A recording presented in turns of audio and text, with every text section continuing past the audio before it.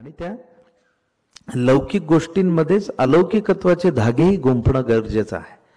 जी माणसं फार निस्सीमपणे, आता पाटील साहेबांनी तो किती दशकं पाहिली आहे ही चळवळ, किंवा त्यांनी किती निस्सीमतेनं काम केलेलं आहे. मला असं वाटतं की आपण सर्वांनी स्वातंत्र्योत्तर काळामध्ये किती जण असे आपण या समाजव्यवस्थेने बघितले ज्यांचे पुतळे उभे राहू शकतील याचा विचार केला तरी सुद्धा याचं उत्तर मिळू शकेल.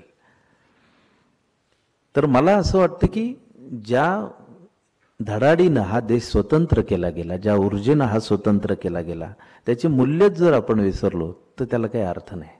महात्मा गांधींनी अतिशय योग्य सांगितलं होतं, गावाचं स्वतःचं शासन असावं, गावाने स्वतःचं स्वतः पिकवावं, गावाने स्वतःचं स्वावलंबी असावं. जोपर्यंत आपण गावं स्वावलंबी करणार नाहीत तोपर्यंत या प्रश्नाचं उत्तर मिळणार नाहीये. शहरातल्या विकासाच्या गराड्यामध्ये आता इतकी माणसं ग्रामीण भागातनं मायग्रेट होताना मी पाहतो, इतकी माणसं येताना पाहतो, दररोज लोंडेच्या लोंडे. त्यामुळे शहरही, आता मला मुंबईबद्दल असं वाटतं की समजा जर 5 किलोच्या पिशवीमध्ये 15 किलो धान्य भरलं तर काय होईल, तर या शहराचंही कधीतरी तसंच होईल असं मला वाटतं.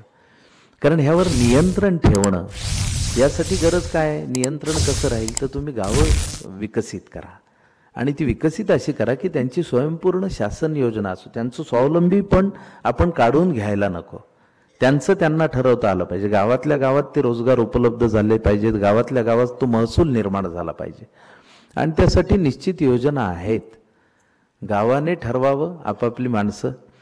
काय होतंय अलीकडच्या काळात ग्रामीण भागामध्ये, गावाखेड्यांमध्ये एक अशा काय वेंगाव बॉन्ड पुढाऱ्यांचं पीक आल्यासारखं वाटतं. कुठल्याही गावात गेलं की फ्लेक्स दिसतात, एकाचा फोटो असतो, असे चेन बिन, हातात मोबाईल वगैरे.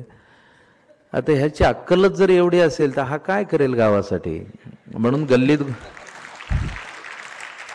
गल्लीत गोंधळ दिल्लीत मुजरामध्ये ते माझे त्यात एक विनोद पर्टिक्युलर मी घातला होता की हा आमच्या तालुक्याचा आमदार, हा आमचे प्रश्न विधानसभेत मांडणार. आता आमच्या तालुक्याला पडलेला हाच मोठा प्रश्न आहे. तर असं गावोगावच्या अशा, म्हणजे आपण स्वतः समंजसपणे त्याकडे का बघत नाही, गावकरी म्हणून आपण सगळे एकत्र का येत नाहीत.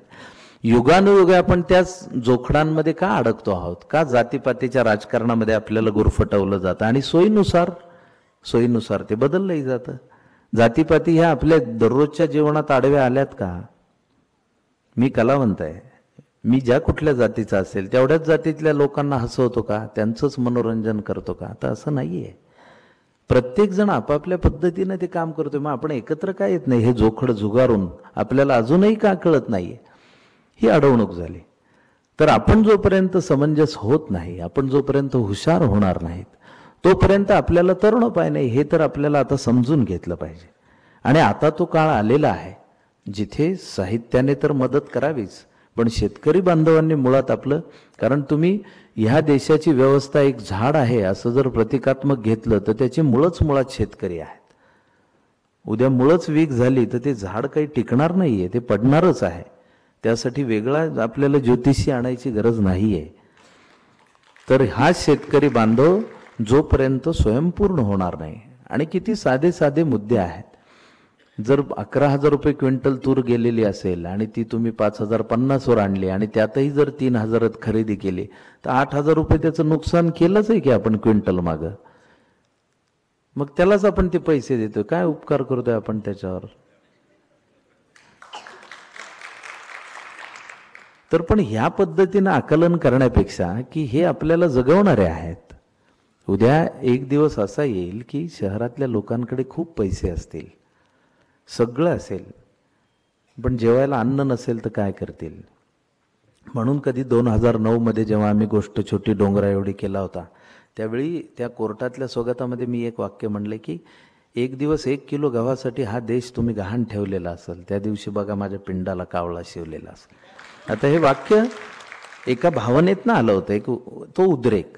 आता अरविंद जगताप सारखा लेखक हा मुळात मातीतलाच आहे, त्यामुळे शेतकरी घर, आम्ही कोरडवाहू लोक, त्यामुळे आम्ही खूप जवळून ते पाहिलेलं आहे. तर त्यामुळे हे जे निर्माण करणारे आहेत आता साधा मुद्दा मला नेहमी असा वाटतो की सेफ्टी पिन बनवणाऱ्या माणसाला विचारलं तुम्ही काय करतात, तो म्हणतो बिझनेसमन आहे. एका सळईचे जर काही किलो खिळे केले तर त्याची किंमत कितीतरी पटीनं वाढते.